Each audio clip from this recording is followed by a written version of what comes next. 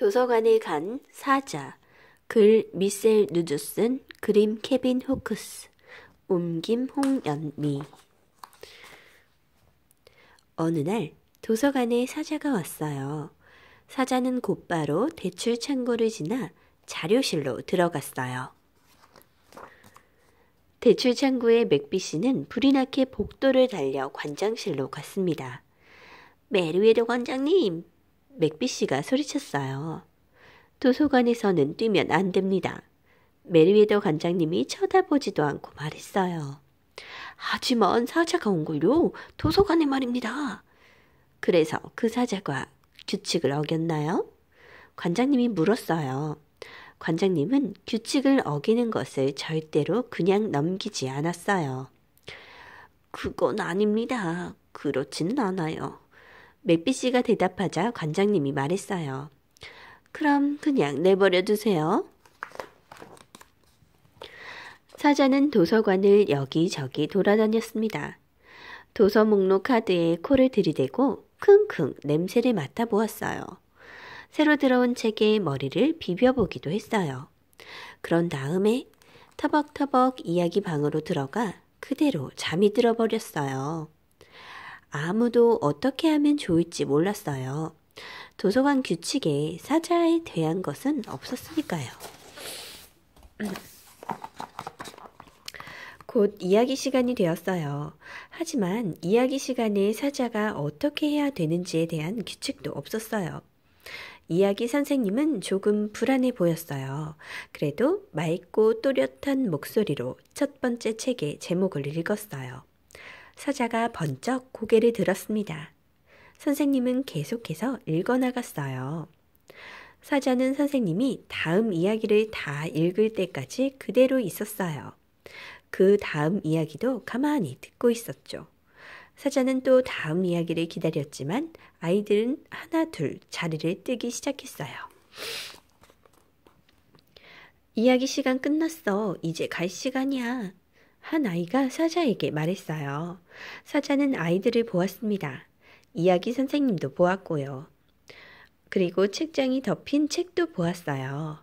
그러더니 귀청이 떨어질 듯 요란한 소리로 우르렁 울었어요.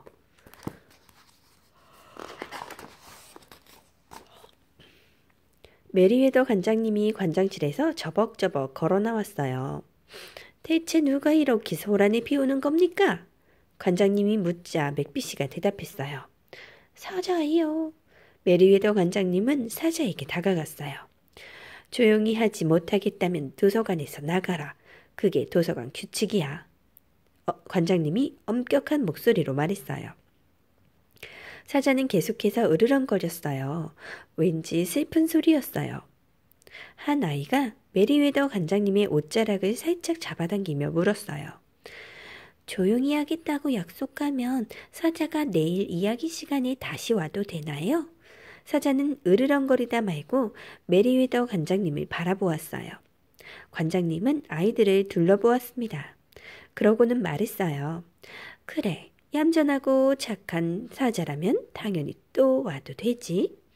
만세! 아이들이 소리쳤어요.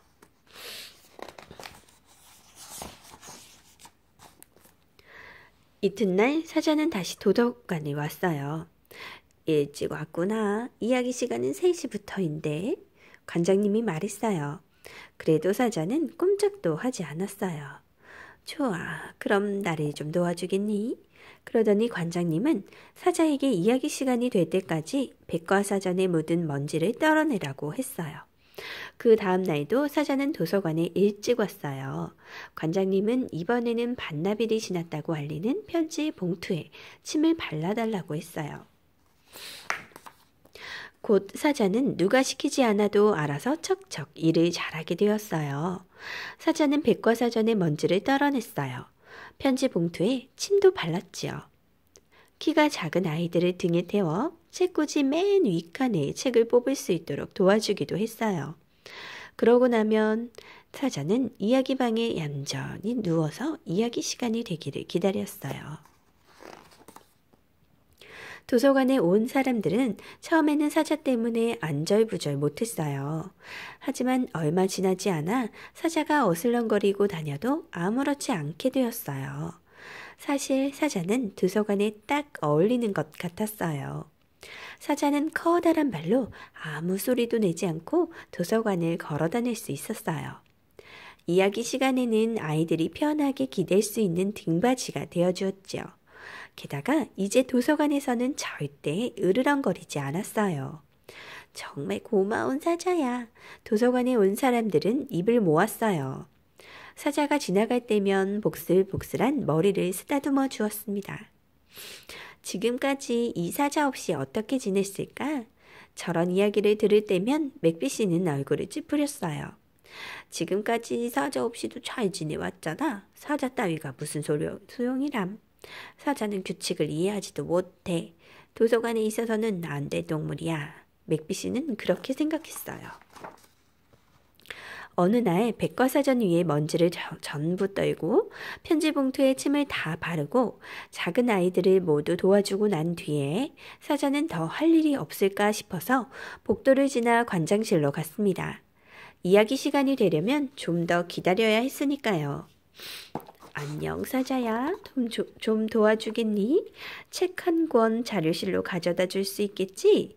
여기 책꽂이에서 꺼내줄 테니까 가져가렴. 관장님은 의자 위로 올라섰습니다. 하지만 손이 책에 닿지 않았어요. 관장님은 까치발로 서서 손가락을 뻗었습니다. 조금만, 거의 다 됐는데, 그러면서 관장님은 손을 조금 더 뻗었습니다. 아야! 힘없는 신음소리가 났어요. 관장님은 일어나지 못했습니다. 맥비씨. 잠시 후에 관장님이 맥비씨를 불렀어요. 하지만 대출 창구에 있는 맥비씨가 그 소리를 들을 수는 없었습니다. 사자야, 가서 맥비씨를 좀 데려오렴. 관장님의 말에 사자는 허겁지겁 복도를 달려갔어요. 도서관에서는 뛰면 안 돼. 관장님이 사자에게 소리쳤어요.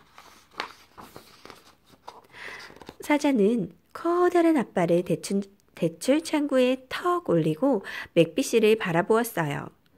저리 가 사자야. 난 지금 바빠. 맥비씨가 말했어요. 사자가 끙 소리를 냈습니다. 사자는 관장실 쪽 복도를 코로 가리켰어요. 맥비씨는 본체만체 했습니다. 마침내 사자는 자기가 생각해낸 유일한 방법을 쓰기로 했어요. 사자는 맥비씨의 눈을 똑바로 들여다보았어요. 그러더니 커다란 입을 쩍 벌렸어요.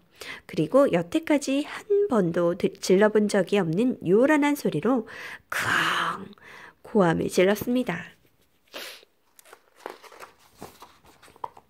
맥비씨는 너무 놀라 제대로 숨을 쉴 수가 없었습니다. 도서관에서는 조용히 해야 한다는 걸 모르니? 넌 규칙을 어겼어. 맥비씨는 사자에게 말하고 서둘러 복도를 걸어갔어요. 사자는 그 뒤를 따라가지 않았습니다. 규칙을 어겼으니까요. 그것이 무엇을 뜻하는지 잘 알고 있었거든요. 사자는 고개를 떨어뜨리고 문 쪽으로 터벅터벅 걸어갔습니다. 하지만 맥비씨는 눈치채지 못했어요. 관장님, 메리웨더 관장님, 사자가 규칙을 어겼어요. 사자가 규칙을 어겼습니다. 맥비씨가 걸어가면서 소리쳤어요. 맥비씨는 관장실 문을 열어젖히고 안으로 들어갔습니다.